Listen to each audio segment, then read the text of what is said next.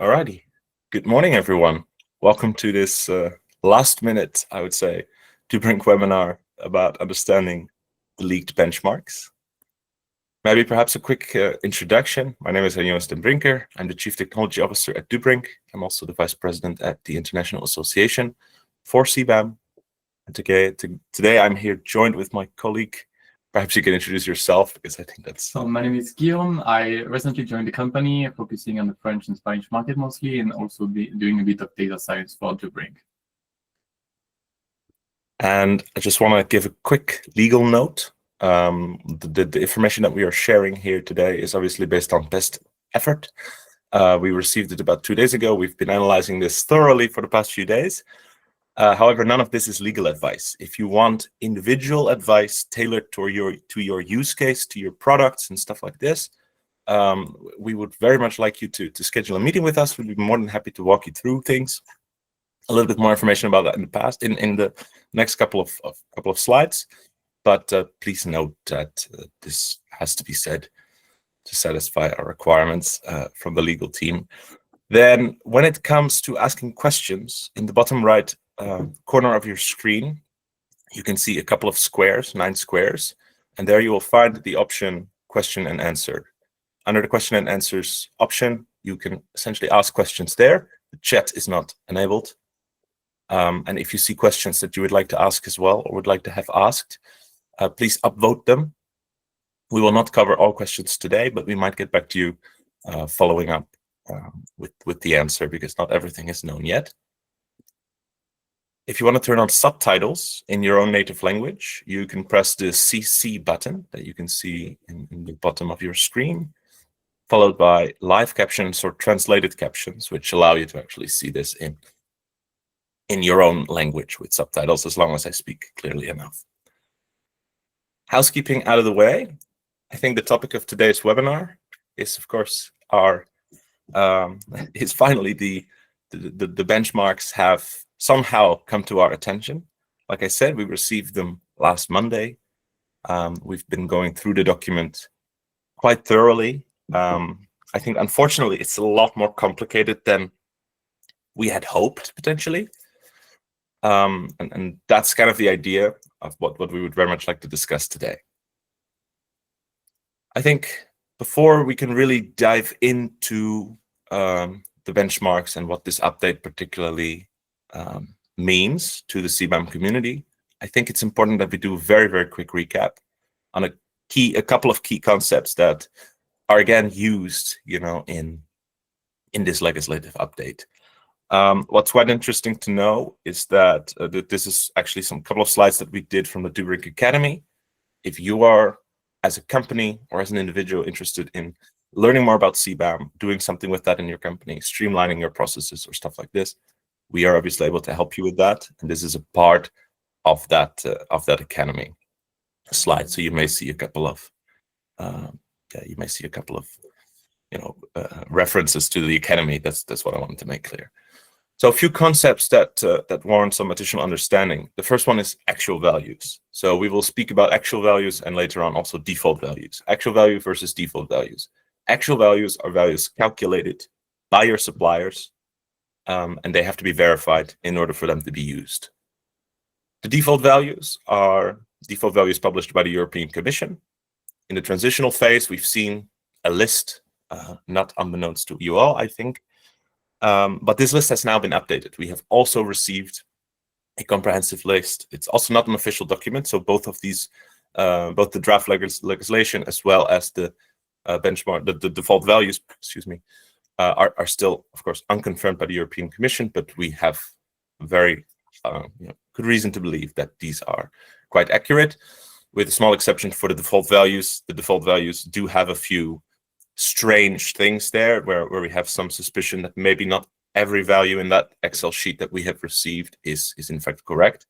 Whether that is, a calculation error potentially, or, some like either part of the calculation is wrong or part of the data collection might have, been a little bit strange. So we do have a few questions about that, but I will maybe cover some of those in the Q&A later. The default values will be split by country, from what we can see. So we see many different countries listed in the list, and then we also see the average of the 10 worst. We would have to make an assumption in terms of would that mean that if your country is not in the list, that you would have to use, let's say, the worst of the 10, the average of the 10 worsts. We're not too sure about that, but we can see that they're country specific for the moment. Then there's this concept of simple goods and complex goods that was already part of the legislation. And essentially, we have to talk about CBAM goods as a series of steps that follow each other logically. A simple good is basically a good that is in itself not created by other CBAM goods. If we talk about, let's say, sintered ore does have precursors, but those precursors don't fall under CBAM. Therefore, sintered ore is in the scope of CBAM, a simple good. If we look at DRI is a complex good because it consists of a precursor. The second topic on my list is obviously complex goods. So simple goods are goods without precursors that are subject to CBAM, whereas complex goods are multiple CBAM goods, essentially, that are sequentially they undergo several production steps, and then it's a CBAM good in the first step, and it's a CBAM good in the second step, and then it's a CBAM good in the third step. And those series of steps essentially make that a complex good, simply said. Then within that, let's say, chain of production, there's an additional concept we should perhaps highlight, and that is the concept of production routes. So there are different production routes for certain types of goods. Think about iron and steel. You have blast furnace, you have EAF. These are the most common types of production routes, but with hydrogen production, we have different production routes as well. And we will pick this up when we go through some of the benchmark values. But what's very important to note is that the production route concept also translates into the benchmark. And then there's this concept of the free allowance. So previously, we've spoken about the CBAM factor. We've spoken about a benchmark in previous webinars, I mean. We essentially can call that entire block of CO2 that you can subtract from your emissions the free allowance. And that's essentially what the core concept of the legislation is that we are discussing today. They actually introduce the same variables that we see in that pricing formula, which I will show you in a sec. They introduce that again, but they rename some of the variables. And the reason they do that is to give a little bit more wiggle room to additional variables. So one of the things that we do, for example, is they call this free allowance, they call it SIFA, the specific embedded free allowance, which essentially just means the amount of free allowance that you can subtract per ton of material. And previously, we always spoke about, like I said, the CBAM factor and the benchmark. Those are still part of the equation. That's still exactly there. The only variable that we see added is what's called the CSCF, which is also part of the EU ETS. That's short for the cross-sectoral correction factor. For the moment, this factor, since 2021, is set at 1. Think about CBAM as an extension of the EU ETS. That means essentially that if the CSCF were to change in the EU ETS, that this would also be reflected in CBAM to make the two work in parallel. Now, the reason as to why that may happen is it's much more complicated discussion, and it would actually warrant a separate webinar, I believe. I just want to show you guys that there are 3 variables now to consider. CSCF is one of them, the ones that we can ignore for the moment. Then I want to bring it back to the calculation formula for CBAM. This is not unbeknownst to you, the formula that we have seen in the Q&A sheet. And it introduces a couple of the variables that we have just highlighted, and I just want to walk through step by step before filling in the blocks. So the actual specific embedded emissions, this is essentially what you either calculate in your factories, or this is where you use the default value. You see a small excerpt from the Excel sheet that we have received. So you can see we also received them on country level. Like I said, we do have a few concerns about the quality of the data that is in the sheet, so I don't want to go ahead and just immediately share that with you. But the most important part is all of the emissions that you have to compensate are either coming from default values, based on the country of origin of the goods, or actual values. And actual values would require verification. The second part is essentially what we are now discussing. That's the entire concept introduced in this legislation. It's SEFA, the specific embedded free allowance. That's the entire block in green. The part in blue is still not discussed today. None of the carbon prices paid abroad are accepted by the European Commission, so we can set this value to 0. And lastly, of course, we have the number of tons, or the amount of tons of goods that we have imported. And the tons of goods, it's tons of goods in this case, but for electricity, it's megawatt hours. But essentially, this is the formula, very, very simply said. The outcome of this, however, does not tell you the cost. It tells you the number of certificates. There is no such thing as half certificates, so that must be a whole number. That's the first thing. And the second thing is that the price of the certificates is obviously not known yet, because it's linked to the EU ETS, which is constantly fluctuating. Now, to reduce some of that fluctuation and price uncertainty, there will not be daily prices like we see with the EU ETS in 2026. There will be quarterly prices. In 2027 onwards, there will be weekly prices. And from what we can see today, the first, let's say, Monday after the week has passed, or the month has passed, or the quarter has passed, we will get the average price of that week or that month, of that week or that quarter from the Commission. And they will publish that on the website. And potentially there will be a public source for that, but it will also be available in the CBAM portal. So that's just, I guess, a quick recap. What we also see is, what I want to explain next, I guess, is just how a supply chain looks generally in a very, very simplistic way. So we have a supplier. In this case, we have 2 suppliers on screen, supplier 1 and supplier 2. And each of those have installations. Installations are just production sites, essentially. So supplier 1 has installation A and supplier 2 has B and C. And as you can see, production processes sit inside installations. And the outcome of a production process typically is a product. Now, here it looks as if every production process produces a product that is actually sent to Europe. That's not really how it works. Sometimes these processes are just within the installation and they flow directly into the next process.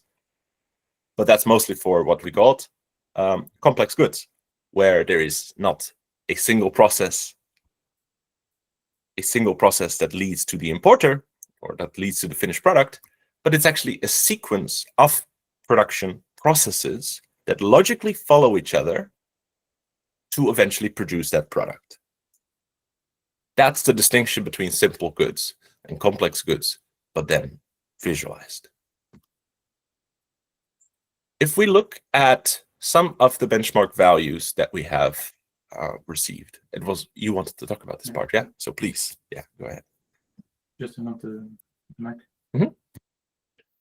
So let me now walk you through an example with cement, which is probably the easiest way to give you an example about the concept. And then, of course, you can derive this for the other goods if you import fertilizers, iron, steel, and so on. So let's start by a simple good. Can you just click? Mm-hmm. We have 2 simple goods in this case. And as you can see, column A and column B have the same values. The A and B within the column just stands for gray clinker or white clinker. So it's just a reference for the good itself.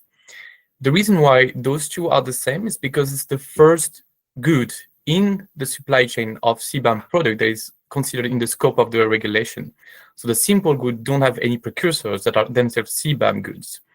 The reason for that is because we cannot have the chain of custody of the goods before. So that's why we have the same value in column A and column B. But for the rest of the goods, column A should be the one that we use when we have actual emissions, and column B should be the one that we use when we only have the default emissions. If we move a bit forward to these complex goods. So in the case of cement, quite straightforward. You have, let's say, two production processes, the cement clinker, and boom, directly you have the white Portland cement. Here, as you can see in column A, you might think, why is it 0? Well, it's quite simple. It's just that because there is only one precursor before, you just use the value of the only precursor you have before. And as you can see, the value is exactly the same as the column B, product B. So white Portland cement is 0.957, which is exactly the same number as the one that is just above in the row for cement clinker. That's how you can basically know the chain of custody of your CBAM goods and follow them through to calculate your full CBAM emissions. You will see later on in this webinar an example for steel that is much more complex and has multiple processes that we need to account for. A simple thing is that the formula below, the SEFA, which is the SFA of the production, it just means for simple goods, don't care about the full supply chain, just use the emission of the simple good that you have in column B, and that's it. It may be important to say that the calionic clays and the cement clinkers are the only two products in this screenshot that would warrant the use of the simple good method, because the other ones are complex goods.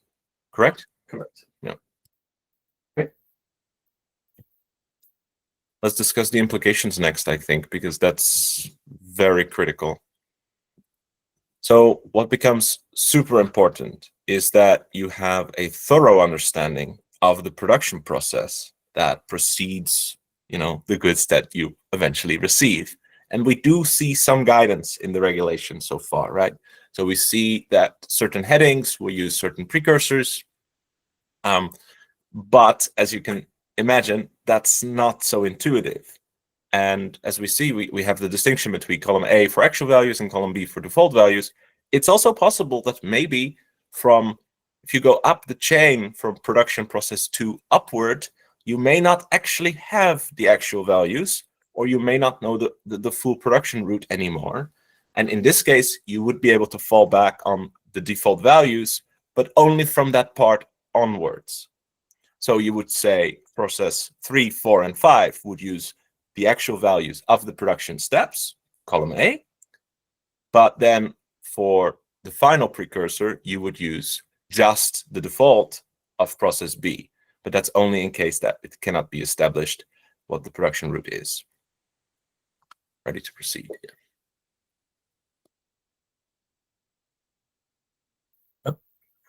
So in this example for iron and steel, as you can see, we have the agglomerated iron ore and concentrated.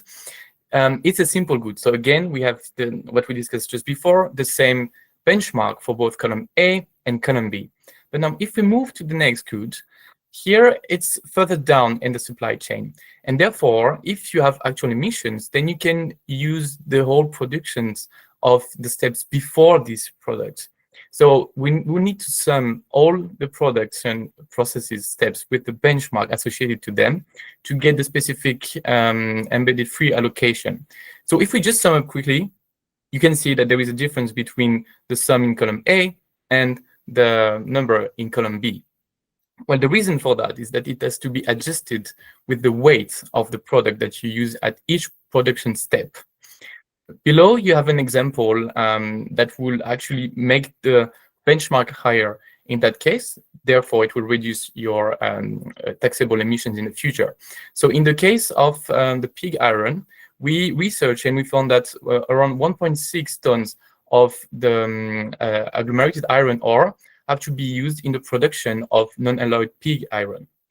Therefore, you have in column A the benchmark of pig iron, and you sum this with the weighted benchmark you multiply that. You multiply yes. that, yeah, sorry. With the weighted benchmark of the precursor of this good, which is in that case 0.157, and it gives you the final benchmark that you can use for this production step, considering all the emissions free allocation that's been added in the past. There is 1.53 in that example.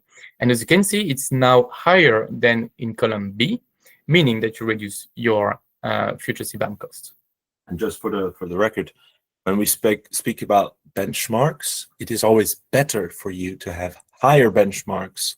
You want low emissions and a high benchmark, because the benchmark value is subtracted from the emissions that you have to compensate. So if your emissions are 1.5 and you can subtract 1, you have to compensate 0.5. That is very, very simply spoken, but that's roughly how it works. If you could subtract 1, and you would only have to compensate, half a ton of CO2. So this is essentially the underlying logic. This is the formula, right? So this is actually explaining that recursion. So you go in to the iron ore, you sum it, you multiply it with the amount consumed. That is the precursor sum, which is this 1.6 times 0.157, whatever, plus the process emissions, which is the 1.288. All right. And the reason why I put this part in here, because you might say like, wow, that's super complicated. Why are we doing that stuff? The reason we are doing that is, first of all, to make sure that you can actually accommodate all kinds of production processes. But it's also not a new concept, because all complicated precursors, complex goods that are calculated, for example, with the Excel sheet or with the Dubrink platform as well, we already keep this mass share in memory or in mind. Yeah, we need to know that already for precursors. Of course, if you're dealing with very simple products, or perhaps you don't use the bubble approach, meaning that everything that preceded my product is a single value, then you will not have ever encountered this before. But if you do not use the bubble approach, so the legitimate method to really go down and production step by production step, sum up all the precursors and all the production steps that add emissions, that's how you do it. This is the complex good that this is really meant for, I guess. All right. Another important thing that we need to consider is that we will have a time dimension for these benchmarks. So as you can see in column B, we have 1 and 2. The 1 stands for the value for 2026 to 2027, and 2 from 2028 to 2030, which means that they already consider global efficiency in the world, reducing the total emissions and therefore reducing the benchmarks. And if you look at the last row of this Excel file, you now see a differentiation by production route. And this is very, very important, because in the past, we thought that there would be a single value, and then we had some rumors about production route specification. It is here, which means that you will not be extremely penalized if you have a BF-BOF production, and then in Europe, the reference would have been EAF. It will actually be set per country. This will come later on in another annex that we haven't received, but you should have basically a predominant production route per country. There's the one that you will use as a reference.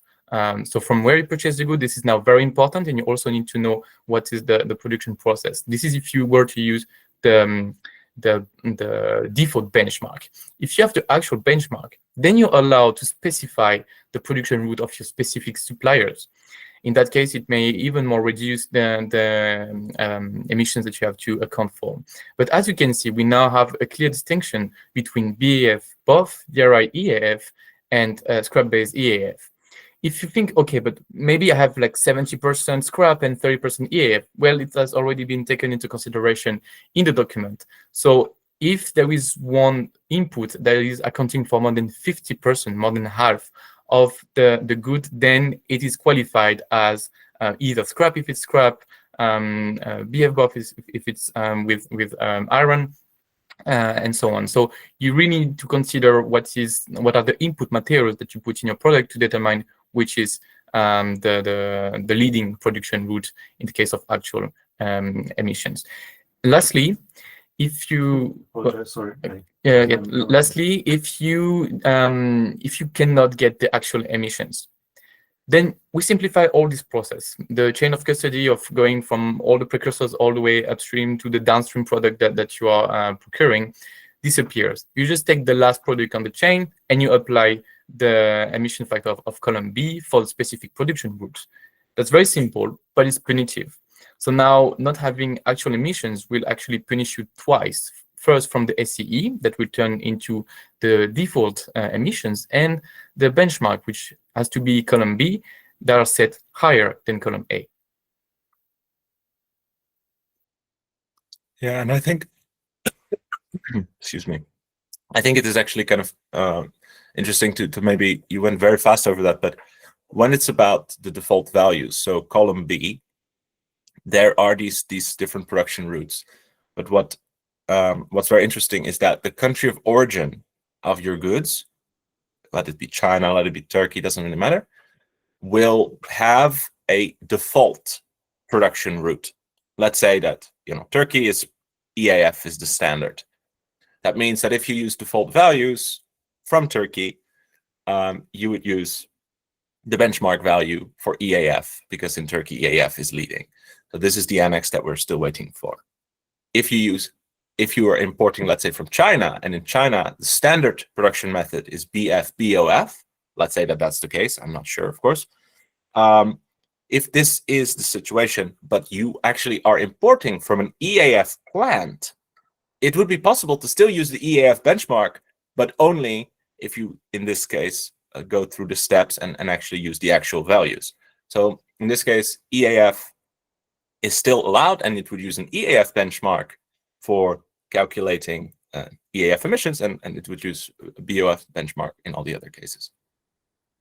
And maybe a quick explanation on how we might be able to help you with this. So we are a CBAM company, CBAM native, I would say. We provide consultancy, whether it's risk.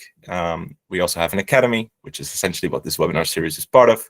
We also have a best-in-class CBAM platform. Recently, we got ISO 27001 certified, so we also keep your data secure. It's also available in 27 languages, which is very useful if you're dealing with a complicated supply chain, because suppliers can just log in, do everything they need to do in their own native language, send the data back to you. We will check if everything is consistent with what we would expect, and ultimately we allow you to generate a single declaration which you can upload to the European Commission. You simply dump your imports into our platform, send the supplier a request for the data, and like I said, we will validate it and calculate, send it back. One of the things that's also new on the agenda is for larger organizations, CBAM management. And this is part of our new branding. You'll see this being updated over the next couple of weeks, I guess. We also offer centralized CBAM management. If you're importing into multiple jurisdictions, potentially with multiple custom service providers, we can provide you with a single platform to manage all CBAM-related imports. And you can manage that either from a single country or have national or local chapters that would each have their own access to the platform. And in this case, you would still be able to streamline your processes. I also want to give special thanks to Luigi, who actually really helped us decipher these very complicated goods, complex goods, and then particularly these supply chains that are very, very complicated. He recently wrote for the International Association a white paper on the dominant effect of carbon pricing.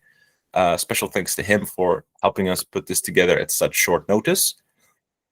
And then I actually would very much like to proceed into the Q&A. I don't know if there are already any questions, but let's have a look. I'm afraid there will be plenty. All right. Okay, so popular, sorted by popular. Okay, I see many questions about whether or not the presentation will be available. Yes, the presentation will be available after the webinar, but unfortunately, we will not be able to share any of the leaked documents with you. And also, I'm actually quite curious because our colleague Marcel is currently in Maastricht.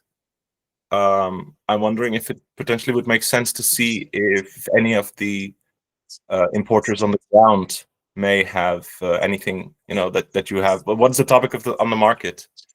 Yeah, good morning. Hello, Marcel here, actually from Maastricht. As you can see, stainless steel world, and actually I would like to show you something.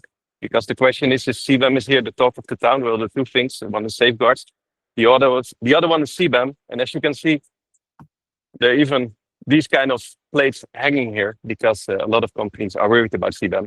However, if you then dive into the details, you hear especially a lot of frustration. I hear a lot of people saying, look, In the past, you just import your steel, you just imported it, and you paid your cost, your VAT, and you were done. And these days, you need to be a compliance manager, a finance manager. You need to understand how you can hedge your costs in the future.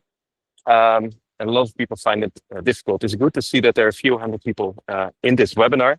That, however, also means that there are thousands and thousands of companies who are not yet aware of what's happening. If I look around here, a lot of companies are not yet aware of what the impact is, especially when CBAM hits. All the companies will be in line, finding out how to hedge risks. And that's going to be a massive queue. Now, we are preparing for that, of course. However, it's much easier if you prepare this on time. You know, there are a lot of our clients, they have their factories in the platform. They have an idea what their emissions are. They have explained to the factories what they expect them to do once CBAM starts. They understand how you can turn all those imports into a single document, especially if you're importing via several countries. And that means that the moment when it really starts, they are ready. What I see, though, is that a lot of people that decide on this are compliance managers and purchasers. And often these people do not want to move forward the moment they don't have 100% of the information. But with CBAM, you're not going to get 100% of the information, especially not on the price, for example, because that will only be decided somewhere in 2027. That's why I see people struggle with the fact that they're looking for 100% of the data. It's not there yet. And therefore, in my opinion, the best is to prepare. Therefore, if you would like to know more about this, book a call with JJ or book a call with Guillaume. These guys really know where they're talking about. Don't just slide in there the DM with a single question. Book an hour and make sure that you have from A to Z understanding of what is necessary tailored for your organization. I'm going to talk here with some clients, and I wish you guys all the best on the webinar and with the Q&A. Bye-bye. Quite a few interesting questions I wanted to, maybe we can actually discuss them. And if we, maybe we also don't know all the answers, right? But first one that I think is quite relevant is about actual values being verified in Q1. Like if there is no verification in Q1, can we use actual values? And I think that the whole idea is that you have the whole of 2026 to get the verified emissions, because ultimately the emissions have to be verified at the moment of filing the declaration in August. Is it August or September? Yeah, September 2027. So if you do it beforehand, then that should be, if you get it done, let's say in the course of 2026, that's fine. Of course, what you need to know is you need to know the data that I have on file now, is that going to be the data that I eventually will have once the data has been verified? So that's more of a confidence score on your supply chain, I guess. And this is one of the things that we can help with by providing transparency into the calculation. But I think that shouldn't be such a problem, like that the verification criteria are not necessarily available yet. That's less of an issue. It's really what matters in what matters at the moment of the declaration. And then the benchmarks for the different production routes, BF, BOF, scrap EAF, and oh, unfortunately the message got cut off, so I can only see like half of the question. Okay, so I may have to come back to that question later because unfortunately I can't read the full question. Will the presentation be available? I think I said it. Yes, we will send this out. We will not share the leaked documents, but other than that, happy to do that. And then where can we find the provisional list? I would, if you're curious about these benchmarks or about the default values and you don't have them yet, I would highly urge you to just search on LinkedIn at the moment, because a lot of people do share that. We try to stay away from that ourselves, but I think if you look around the LinkedIn groups, you should be quite successful. Precursors already taken into account in your embedded emissions. It's correct that precursors are taken into account in your embedded emissions. But on the precursor side, you have to also include those, because I guess the production routes there's just so many different ways of producing goods that they really want to be able to support all different use cases. I think this is also part of the reason, right? It's like, why do they make it so complicated? And first I thought, well, maybe that's because they just really want to make it complicated for importers. But I think it has much more to do with the fact that they just want to be able to serve everyone or every possible use case, rather than just applying a single value. Unfortunately, that makes things very complicated for the importer. What I think is going to happen in practice is that we will just use I think he will use actual emissions from the production step, and then the default values from the precursor. So it would basically be like a bubble approach. I think that's the quickest way to do it. And it's quite accurate. We do have a bit more information on that, but I don't want to share that just yet because we have to finalize the report on that. But I think we will post a couple of very interesting things to look at in the future, because basically what I'm trying to say is, rather than using the production step all the way up to the very first precursor, you might just be able to say, okay, I use actual values for the production step and default values for the precursors, which is, like I said, bubble approach. That is quicker, and it's probably going to give you better results because the default values are a little bit, they're quite accurately, not accurate, but they're quite precise already. If you compare that with, for example, the example with sintered ore and pig iron, as we saw in the beginning. So I think that would be quite a good way to do it. Okay, so under CBAM rules, during the transitional phase, both direct and indirect emissions must be reported. When calculating CBAM costs for iron and steel for the definitive period, do we include only direct emissions? Yes, so only direct emissions are in scope for iron and steel, aluminium, pretty much all but cement and fertilizers. And hydrogen. And hydrogen, yeah. So only direct emissions. Yeah, there's a very, very good comment from Daniel Bidrava, who also wrote, I saw that on LinkedIn actually, and I know that I know who you are. Your thoughts are very, very good on the topic. So the benchmarks brings to the table is that the benchmarks that we see now are actually quite promising, because they're still based on the historical benchmarks from the last ETS period. We saw some preliminary update. Was it, when did we go through that? Last week? This week. That was like where the percentages and the confidence scores. Yeah. I think they're estimating that these benchmarks will still be, for some sectors, 35% lower. Between 20 to 30. 20 to 30%, yeah. That was an official document. Do you have it by any chance? No, it's not official. No, it's also leaked. Okay. So yeah, these benchmarks are based on old data, and then the data would be refreshed. What's the impact going to be? 15 to 20% lower, potentially still. Substantial. Very happy that you brought that up. Okay. There's one question about the steps that we have to consider to make a product. So yes, you have to sum up all the benchmark for all the production processes of your complex CBAM good, meaning that you have to account for all the precursors and the precursors of the precursors and so on. And it can differ per installation based on the country of origin of each process. So it might be the case that your supply chain is more competitive than your competitor, just because your supplier is located in a country where it's just better for CBAM. So yes, it can differ per supplier, sub-supplier, sub-sub-supplier. So now we're really tracking all of this with the Excel file is becoming super complex. And I've seen one of the questions about how is this going to be updated in the Excel templates, the communication template. We do not know yet.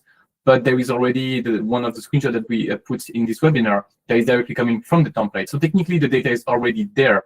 Now, the question is, will your suppliers and the suppliers of your suppliers be able to, all of them, agree on sharing all the data with Excel, and then you aggregate all of this at the end for all of your imports? It's going to be very complex. And that's the reason why platform like Dubrink exists, to just streamline this and make it more efficient, because we have already the data centralized for you. What if you made a mistake in your calculation of actual values in Q1? Can you correct it in Q2 before the year ends? So there will not be, and this is something that many people misunderstand this, there will not be any quarterly reports in 2026. There will only be an annual declaration in 2027. And just because you are doing that now will not mean that you will do it in the definitive period. We actually don't recommend that approach. We actually recommend you to do on a quarterly basis a report, at least for yourself, so you can kind of feel what the costs are going to be, especially because next year, sorry, from 2026, it will be the next year. So in 2027, they're going to ask you to have 50% of the certificates to cover the emissions. So in this sense, it would actually be kind of beneficial to already have some sort of system and reporting infrastructure in place for quarterly reports, even though they would not have to be submitted to the European Commission. one more question I see about the limits of the proportion of the default values that we can use. Maybe I was not clear enough in the presentation. If you do not have actual values, then you just have to rely on default values for the last good in the supply chain, so for the one that you're procuring. Meaning that all this chain of custody and summing all the actual benchmark will not apply. You just the last good, column B, and that's it. Yeah. So you basically have in column B already almost integrated the sum of all the precursors of the specific chain code that you're looking at. So it's most like the best thing to do, the easiest thing to look at is just to look at that column for your CN code, column B, that will give you a rough estimate. And then if you wanted to use actual values, then yeah, you can do the net mass share. That's another approach, but again, it's more complicated and you really need to know your precursors. If you use the bubble approach, which basically means all previous production processes, I will group together. You cannot actually do this because you will not have the intermediate values. So in that case, you must just use actual plus previous, so precursor default, I guess. So unfortunately, those are the limitations. You either have the data very, very granular from the start, or you give up on some of that quality, but then yeah, you lose out. So now it actually really depends on the profile of each importer. If you import only a few items per year, well, in terms of complexity, just go for default emissions and you just pay a higher price in proportion, but that's okay. And I think it depends where you buy it. Like if you buy it from the mill directly, right, then it's very likely that you will probably have this information because they will know how to calculate that. Indeed. Screws or fasteners, it's probably going to be, you know, just the last step maybe that will get verified, and then bubble approach for everything else. So just to sum up in a nutshell about this column A and column B. Column A will require you to get many different steps of your supply chain into consideration.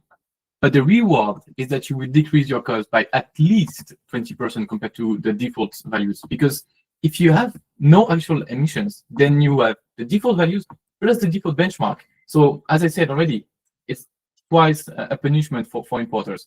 So now really it pays off to get these actual embedded emissions, not only of your direct supplier, but also for them to connect with their suppliers. Or if everything is already aggregated in a platform like we do, you just have this summed up in our platform.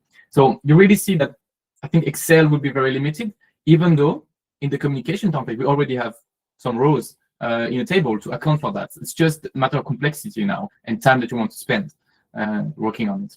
I see just one more question about the ETN's benchmark. So it's not 2021, 2025. It's indeed the update for 2026 to 2030. And there were another question about, do we have the list of the approved entities that can verify the actual emissions? Not yet. No, the verification, no, it's not yet available. We do have some verifiers in the call, I see, but I don't know if they have anything to. Don't think they have anything to comment at the moment. So actually, very good question that maybe that comes up, and I think that's super relevant for everyone. What you're going to find is that there will not be a standardized benchmark for a particular country. It will really be it's almost like installation level benchmarks, because it's for that particular production route. And in our platform, what we do is if you deal with complicated goods, I see complicated because they're complicated to do, but they're complex goods, the official name for that. Complex goods are the ones which will have their own free allowance. That free allowance has to be calculated, and that free allowance will be part of the verification as well, I guess, because that's the only way to do it.